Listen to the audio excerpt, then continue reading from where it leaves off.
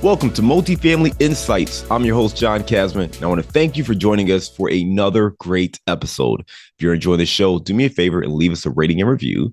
And if you haven't done so already, please make sure you hit that subscribe button so you don't miss an episode. We got a great show today. We're going to be talking to Ken Gee. Ken Gee is the founder and managing partner of KRI Partners and the KRI group of companies.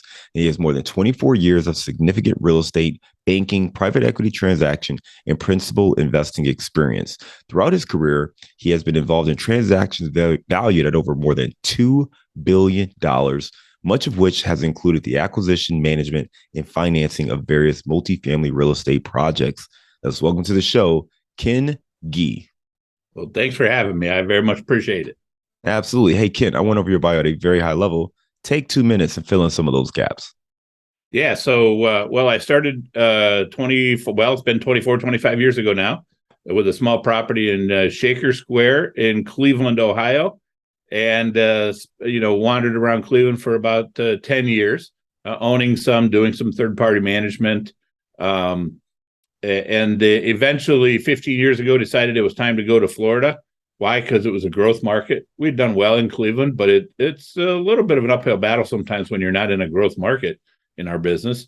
So we kind of began that transition to Florida and the Southeast, and that's where we operate now. We really actually don't do anything in Cleveland, except our back office continues to be in Cleveland because I got some really great people there. I live there, but I spend at least half my time in some part of Florida.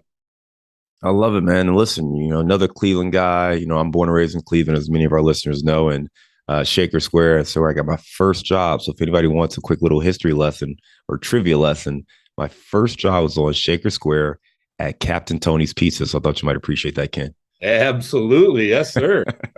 Awesome, man. Well, listen, you talked about, starting really in the Cleveland market and then transitioning down to Florida, really because that was more of an appreciating market. What's your strategy exactly? I mean, were you just, buying and holding? What exactly were you doing with your strategy? Yeah, that's a good question. So our strategy has actually always been the same, and that is we buy BC class, we buy good properties in good neighborhoods, very important to us, that we think we can add value to. So it's a value add business model. And so I love multifamily because it's not a perfect relationship, but the ability of me to drive cash flow and more cash flow to a property, it almost always results in enhanced value, right? So I like that relationship. A lot of asset classes don't have that kind of a relationship. So I love that relationship. So what we do is we build our business plan around that. So we're going to somehow, some way make that property nicer, a better place to live. And therefore, we're able to command a higher rent structure. And then therefore, we're going to leave it better than when we found it. We always try to leave some for the next guy because the world is full of value add investors. And so we typically hold our deals 3 to 5 years. So we go in, we add our value, we prove it, we do our thing, we leave some for the next guy, and then move on to the next one. And that actually serves so many purposes. I mean, it is a very purposeful way to make money, right? We add value. That's how businesses should make money, by adding value. And we also serves our investors really well because most investors, not all, but most investors like to see some turn of their money. They like to know that they put in $100,000 and 2 or 3 or 4 years later, whatever the time is, they're getting back 175, 200,000 plus. They love that ability to say, wow, I did a good job on this investment. It worked. Now they get to decide on whether or not they want to invest in the next deal. And then we continue with that path. So as it turns out, that value add business model really serves everybody in that whole cycle really well, us as well as our investors. No, great points there. And I love what you talked about as far as focusing on cash flow deals and being able to take that cash flow, but also creating the value. And then there's a little nugget you said is that you like to leave a little bit for the next person because the world is filled with value add investors. And I think that's really interesting because a lot of times people underwrite a deal and they assume that they're just going to take it to full stabilization, right? So they're going to renovate 100% of the units. Everything's going to be at market, fully stabilized, and then they're going to sell it at the peak dollar And you're saying, hey, we like to leave a little bit of an opportunity for the next person so that they can see what they can do to add more value to the project. So I think that was really interesting.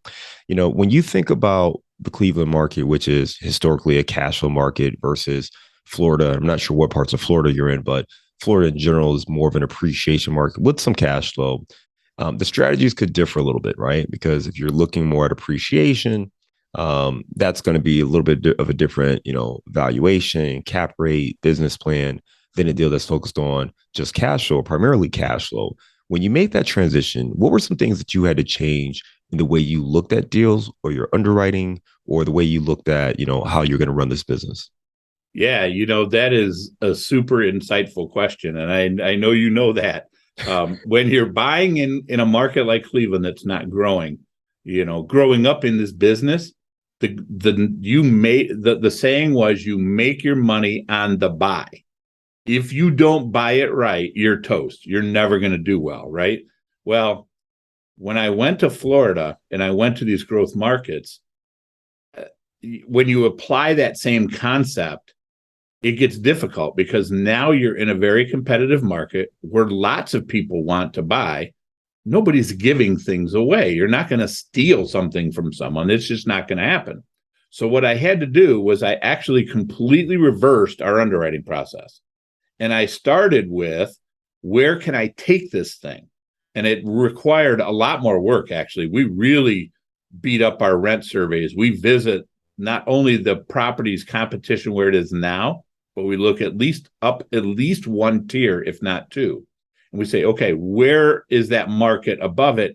What can I do to this property? And when I'm done, where will this property fit into that new rental market that new set of competition that we've created. Now, once we know that, we actually then back into everything else. So we kind of reverse engineer what we're able to pay and how far we're willing to go.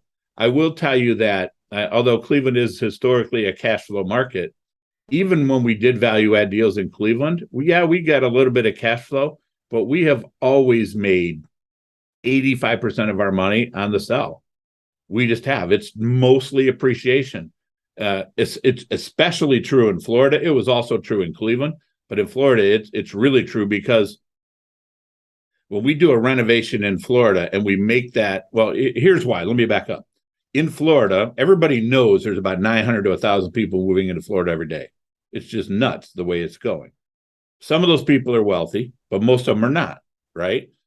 Well, they're building properties and new communities for those wealthy people. They're taken care of very well.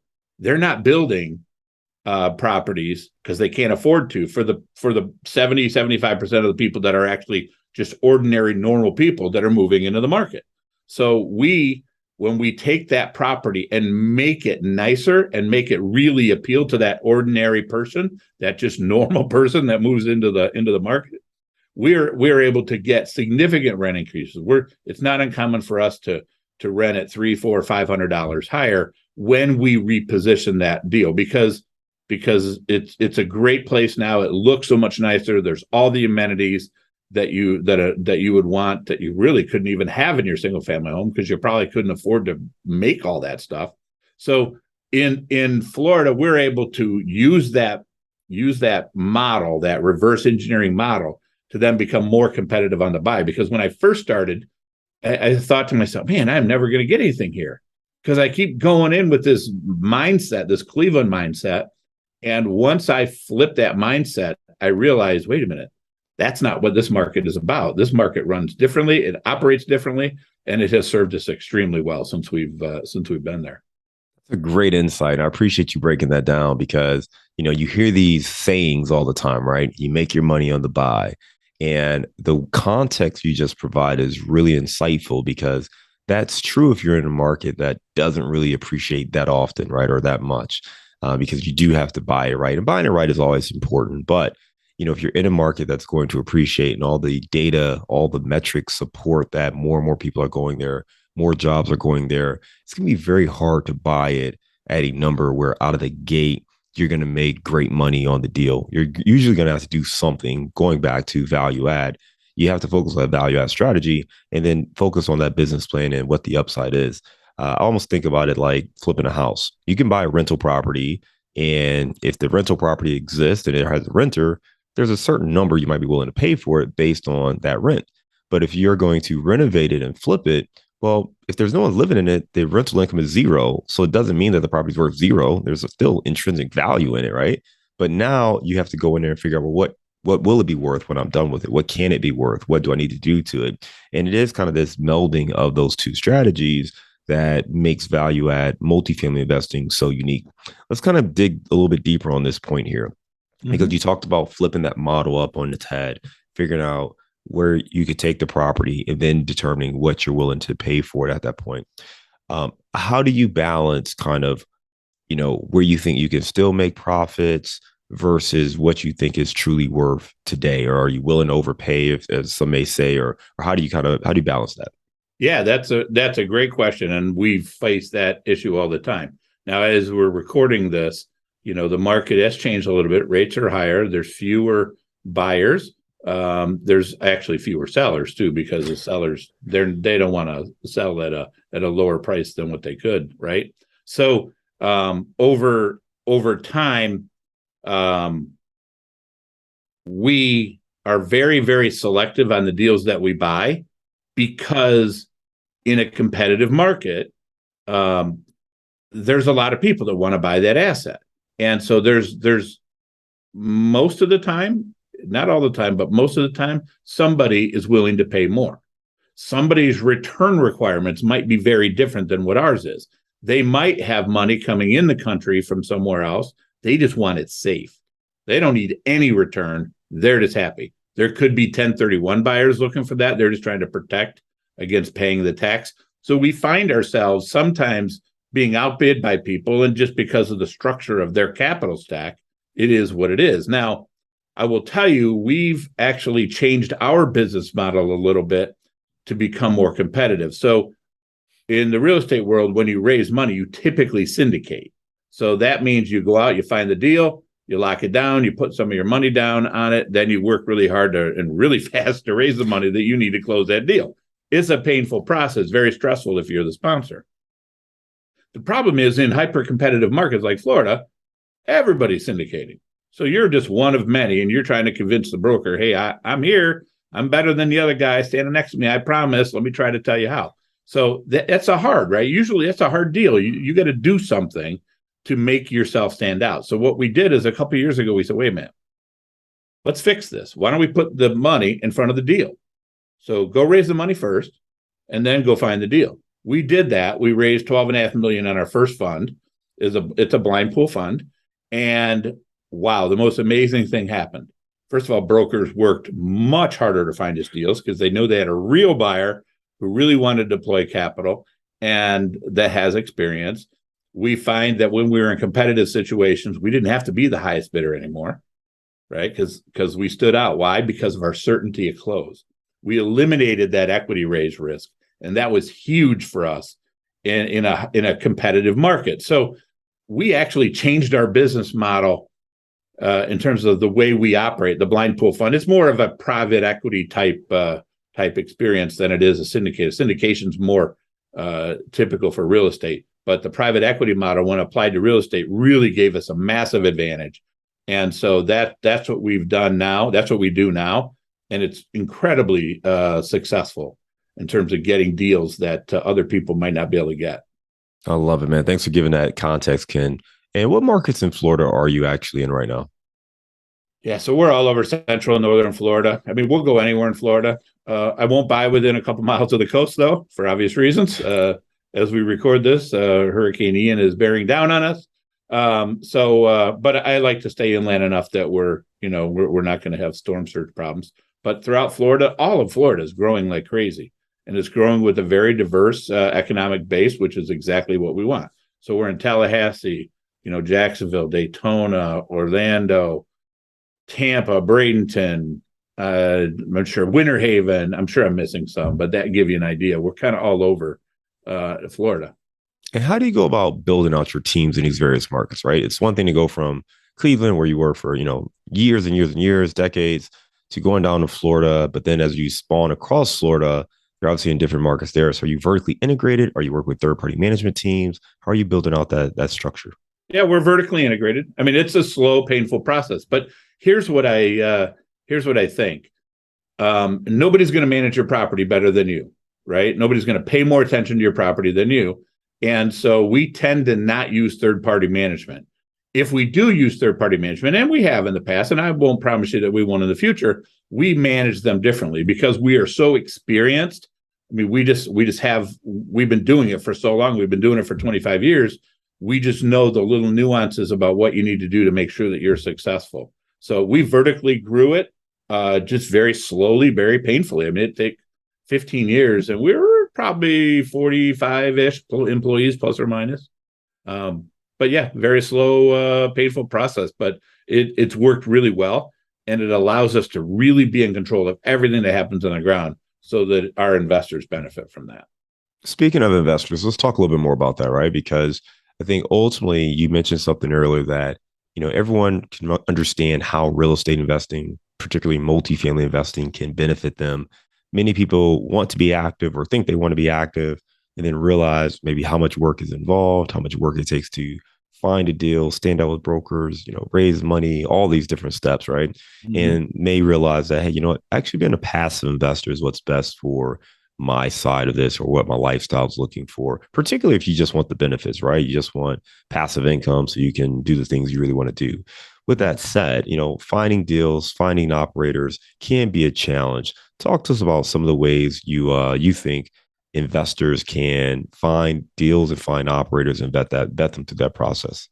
Yeah, so there's a number of ways. There's a lot of different ways to find operators. I would tell you that The Money Show is a show that we've come to participate in. That's one example. They do a virtual and an in-person show. We do them both.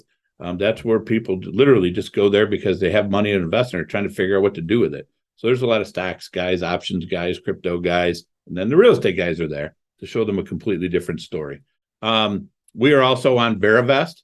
I'm a huge fan in transparency.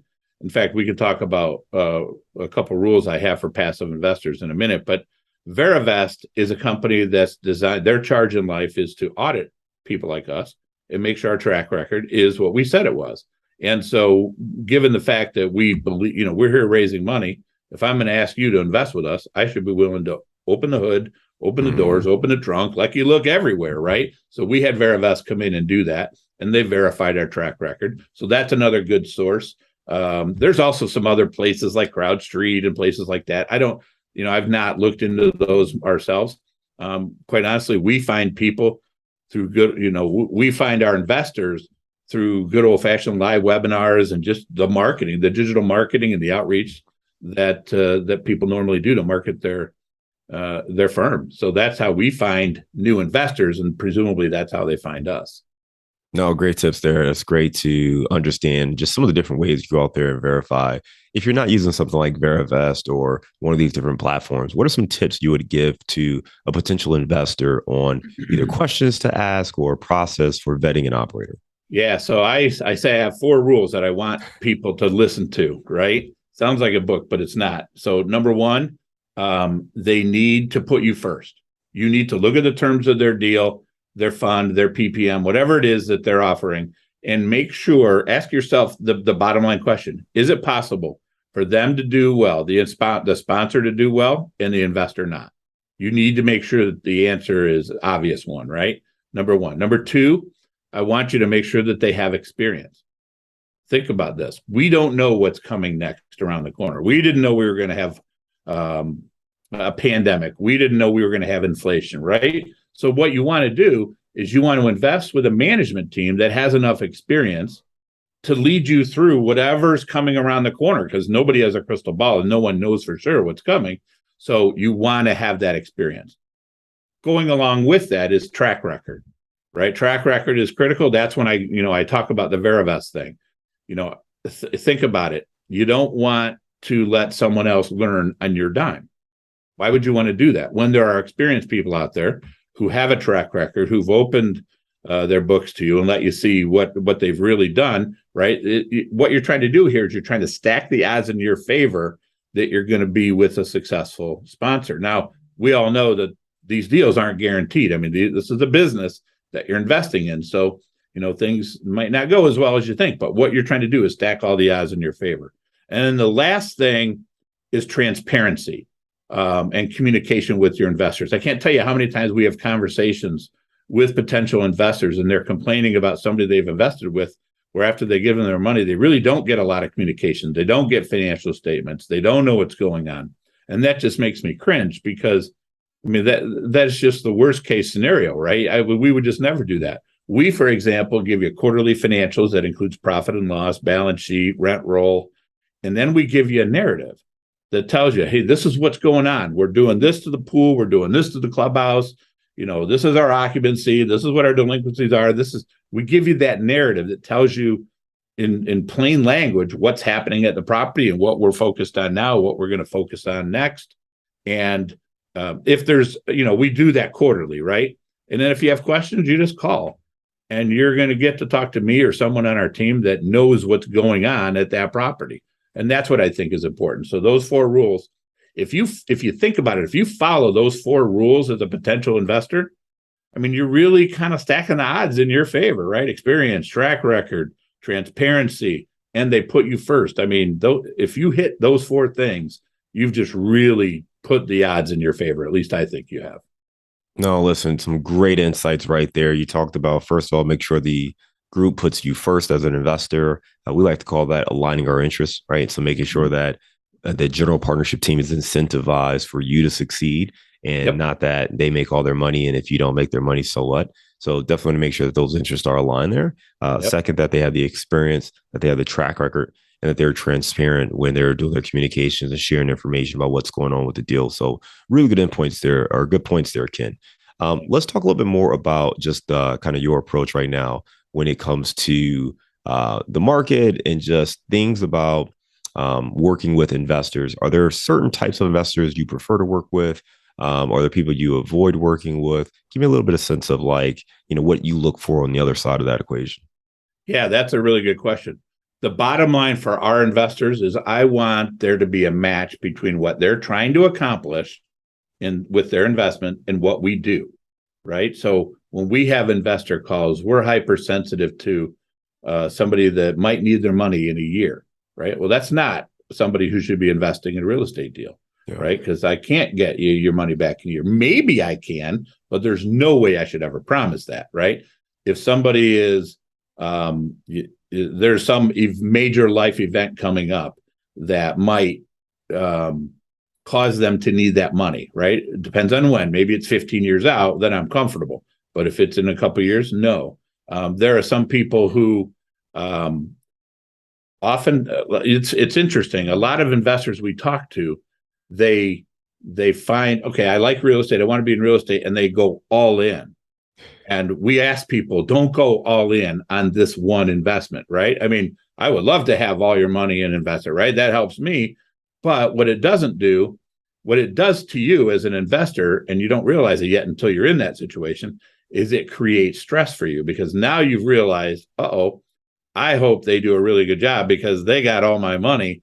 And if something goes wrong, that's going to be a problem. We try to make sure that we are not in those situations, not because we need to worry about losing money. That's not it. What's important is that real estate, time is always your friend in the real estate world, right? Typically, if things are you hit a little rough patch, you just need to wait it out. You just need to let the market turn because especially with multifamily, it's not like we're going through wild swings. We don't do that, right? We're not crypto. We're not the stock market. We're pretty stable. We just need to wait a minute and make sure that things, line back up for us if we need. And I want that investor to be able to have that time on their side. So, I don't want them giving me their last dime. That's not comfortable because what I want is I want to show them on the first deal, we're going to do a really good job for them. We're going to perform really well. And then they feel more comfortable about that second deal and third deal and being followed on. So we try to enter these relationships as long-term relationships rather than let's grab all the money we can up front. And, hey, who cares if you're stressed out, Mr. Investor? So we don't want to have that situation because I just, life's too short for that. No, it's great points there, Ken, about making sure that you're helping them as well, even if they are willing to give you more understanding their circumstance, their situation, and doing what's best for them in the long run, not just the short run. So it makes a lot of sense there. You talked about being vertically integrated and renovating these properties. When we talk about a value add approach, that's obviously the hard part, right? It's one thing to find a deal, which is difficult by itself, but It is. you still got to execute, you still got to operate, you still have to implement it. What are some of the tips you have on renovating the properties and actually implementing this value add strategy? Yeah. So you're going to come, this is going to surprise you, but I have 5 things that I want people to think about. So, the first, here's what's interesting about this. The first 3 have nothing to do with renovating. So the first thing I want you to do is make sure you've done your in-depth market study. Remember, I talked about, changing the way I look at deals. And so that market study is so important because it helps you keep from over improving. People tend to do that. People want to make, Taj Mahal out of everything, and you shouldn't necessarily do that. So that's step 1. Do the market study and make sure you understand where your market is and objectively where is your property going to fall relative to its competition when you're done. Secondly, figure out what your budget is and don't be afraid to modify your budget. I can't tell you how many times I talk to sponsors, clients of ours, we do some third-party management, and they will say to me, Ken, I told my investors I was going to do this. I'm going to do this come hell or high water. And I'm like, time out. Wait a minute. The world's different 3 months later, 6 months later. You know more now, right? You know more. Why have you not been flexible with your plan? And their concern is that the investors will think that they don't know what they're doing. And I'm here to tell you quite the opposite is true. You need to be flexible. Your investors should want you to be flexible because if the world changes, you should change and always be making decisions that are going to improve their position and their capital position. The third thing is so counterintuitive. This is the hard one for everybody.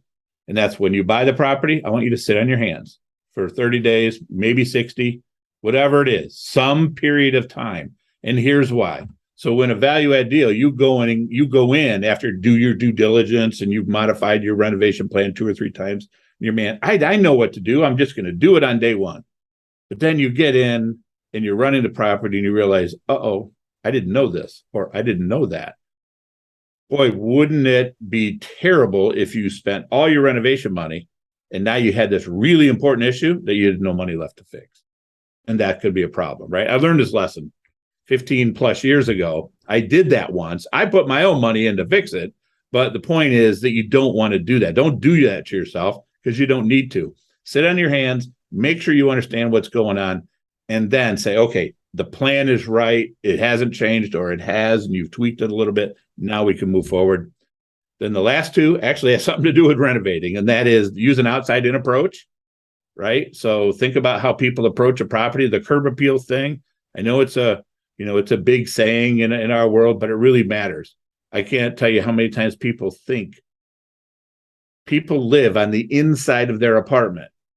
I'm going to make the inside of their apartment beautiful. And they don't pay attention to the outside. And what happens is, and you know this if you're an operator, I can't get them to come to the front door so that I can open that door and show them that beautiful apartment. So you've got to do outside in no matter what, because that's the only way to get them to the front door.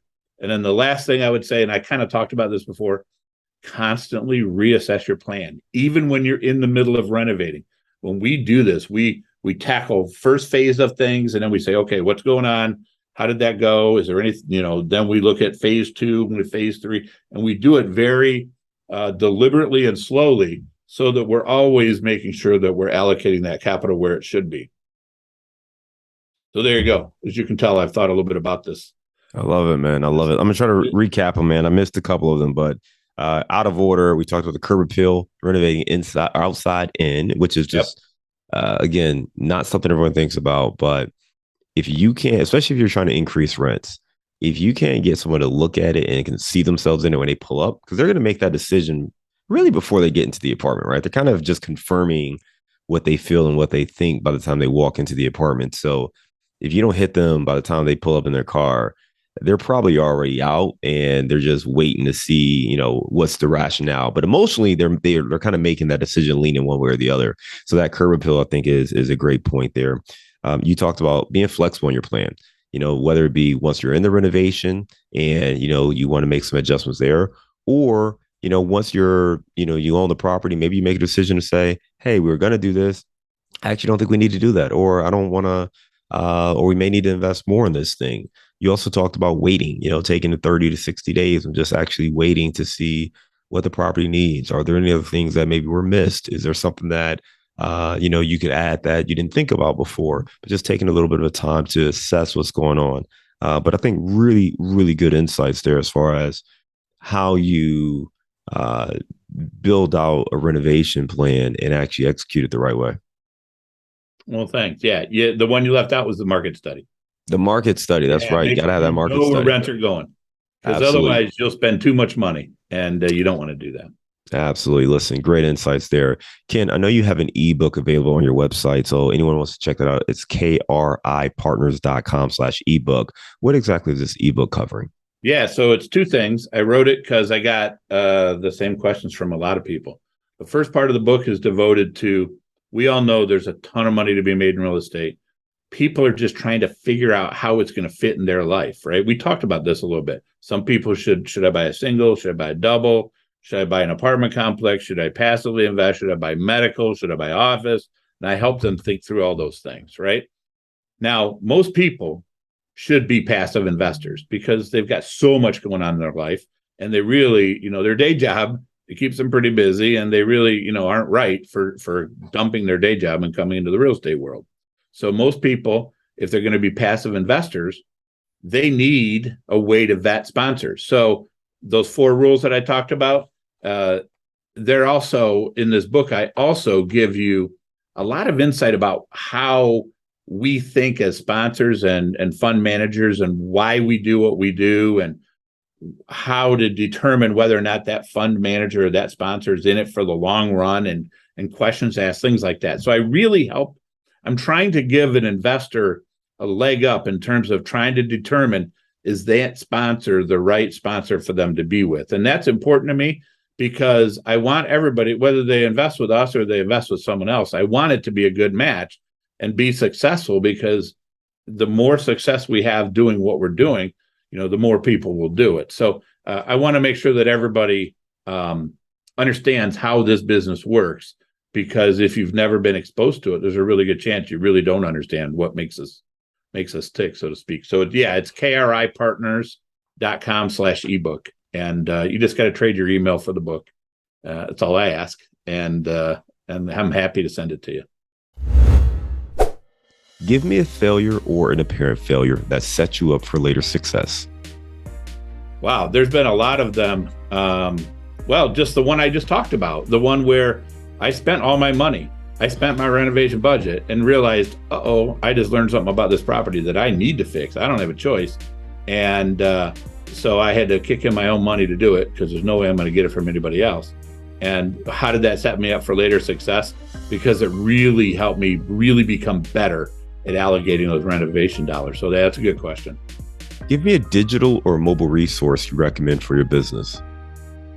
For my business? Mm-hmm. Well, Veravest. I mean, I have nothing to do with Veravest other than, I paid them a lot of money to vet us.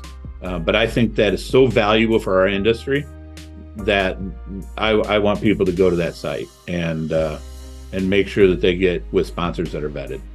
There you go. Helpful. Give me the book that you've recommended or gifted the most in the last year. Wow, a lot of them. The number one thing that I tell people, Grant Cardone wrote a book. It's 10X Rule or 10X something. I don't remember what it is, but it's that way to approach business that has really resonated with me. So that one has been one that I've recommended to a lot of people, because I just think if you use a sledgehammer to kill an ant, you're probably going to kill the ant successfully, right? If you take much less than what it takes to get it done, you run the risk that you're going to fail. So that one. Love it. All right. Give me a daily habit that helps you stay focused on your goals. I learn every day. I'm trying to learn something every day. It's funny, when I was going to college, I didn't appreciate learning, right? I'm like, oh man, I got to study for this test. I got to do that. God, I wish I can get out there and stop doing this stuff. And then when you get out there, at first you don't realize it, but over very quickly I learned, you know what, this world is changing constantly. And if I don't continue to learn and find ways to understand people better and understand this world better, that it's going to kind of leave me in the dust. So learning is the number one thing that I do every single day. All right, give me your number one insight for multifamily investing. Number one insight, I would say, if you're in my shoes and you're a sponsor or a syndicator, I would say patience. They get something called FOMO. You've heard about that. Mm-hmm. Fear of missing out. You can't do that. You got to be patient and do the deal that's right for you. If you're a passive investor, due diligence is extremely important, because once you're in a deal, it's not a stock. You can't simply just go out and sell it even at a loss. You'll be at the sponsor's mercy. So due diligence, I want them to do the due diligence up front, because it's going to be a wonderful experience if they find the right sponsor. There you go. Good tips there. All right, let's lighten the mood, man. You are another Cleveland guy. I know you spend a lot of your time in Florida now, but sounds like Cleveland is still technically home. Give me your favorite place to grab a bite to eat. Favorite place to grab a bite to eat? Wow, my wife and I, we frequent a lot of the little restaurants in the Hudson area. So we like Three Palms is a great place. One Red Door, any of those little quaint, cozy restaurants. We love them all. We like trying new things. I love it, man. Two good options there. We'll make sure we put that to the list.